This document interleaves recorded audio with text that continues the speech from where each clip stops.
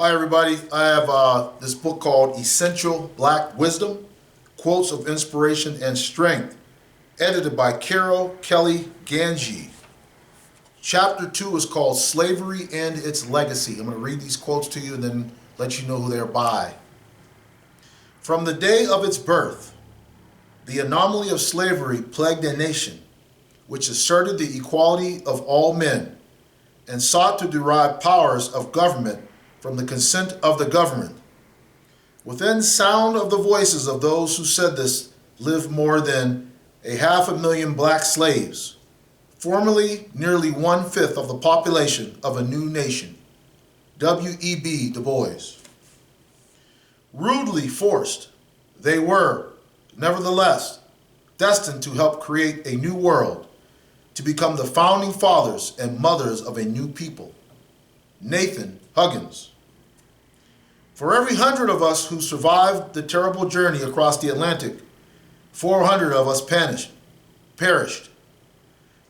During 300 years, the 7th, 18th, and 19th centuries, more than 100 million of us were torn from our African homes. Richard Wright. The rule on the place was, wake up the slaves at daylight, begin work when they can see, and quit work when they can't see. Peter Clifton. A tale of woe with tones loud, long and deep, they breathed the prayers and complaints of souls boiling over with the bitterest anguish. Every tone was a testimony against slavery and a prayer to God for deliverance from chains. Frederick Douglass.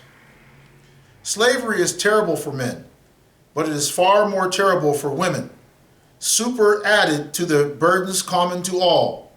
They have wrongs and sufferings and mortifications peculiarly their own. Harriet Jacobs. For God's sake, don't be catch with pencil and paper. That was a major crime. You might as well have killed your master or Mrs. Elijah Green. Our whole life is often a life of suffering. We cannot engage in business or dissipate ourselves in pleasure and riot as irreligious men too often do.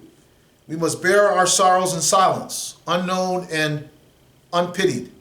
We must often put on a face of serenity and cheerfulness when our hearts are torn with anguish or sinking in despair. And Plato. I don't see how we live, yet we is. Amy Perry. You never knew what it is to be a slave, to be entirely unprotected by law or custom, to have the laws reduce you to the condition of a chattel, entirely subject to the will of another. You never exhausted your ingenuity in avoiding the snares and eluding the power of a hatred tyrant. You never shuddered at the sound of his footsteps and trembling within hearing of his voice. Harriet Jacobs. I could never be of any service to anyone as a slave. Nat Turner. Because God is not dead, slavery can only end in blood. Sojourner Truth. The first excuse given to the civilized world for the murder of unoffending Negroes was the necessity of the white man to repress and stamp out race riots. It was always a remarkable feature in these insurrections and riots that only Negroes were killed during the rioting, and that all the white men escaped unharmed. Ida B. Wells. You have seen how a man was made a slave. You shall see how a slave was made a man. Frederick Douglass. Whenever and wherever men have been oppressed and enslaved, their oppressors and enslavers have, in every instance, found a warrant in the character of the victim. Frederick Douglass. When I found I had crossed that line, I looked at my hands to see if I was the same person. There was such a glory over everything. Harriet Tubman. They can put him in a smoking car or baggage car, take him or leave him at a railroad station, exclude him from inns, drive him from all places of amusement or instruction, without the least fear of the national government interfering for the protection of his liberty.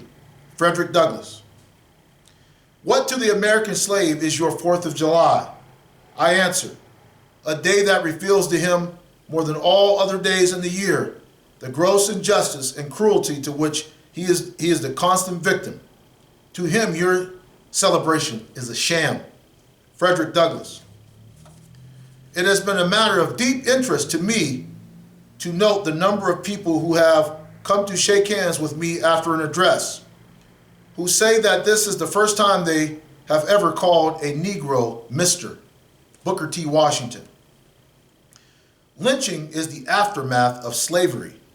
Mary Church Terrell, the black woman in the South who raises sons, grandsons, and nephews, had her heartstrings tied to a hanging noose. Maya Angelou. Southern trees bear a strange fruit, blood on the leaves and blood at the root, black bodies swinging in the southern breeze, strange fruit hanging from the popular tree. Billie Holiday, Strange Fruit. If we must die, let it not be like dogs, hunted and pinned in an inglorious spot. Claude McKay, If We Must Die. Only base men and oppressors can rejoice in a triumph of injustice over the weak and defenseless, for weakness ought itself to protect from assaults of pride, prejudice, and power. Frederick Douglass. We have been sentenced to die for something we ain't never done. Us poor boys been sentenced to burn up on the electric chair for the reason that we is workers, and the color of our skin is black. Andre and Lori Wright, Olin Montgomery, Ozzie Powell, Charlie Weems, Clarence Norris, Haywood Patterson, Eugene Williams, and Willie Robertson, collectively known as the Scottsboro Boys. But I don't know how to fight. All I know how to do is stay alive. Alice Walker, The Color Purple. The purpose of evil was to survive it. Toni Morrison, Sula. Separation is nothing but a form of slavery covered up with certain niceties of complexity. Martin Luther King Jr. The very nature of segregation was demeaning, and its effect upon its victim was deadening. Benjamin Davis Jr. I am not ashamed of my grandparents for having been slaves. I am only ashamed of myself for having at one time been ashamed. Ralph Ellison.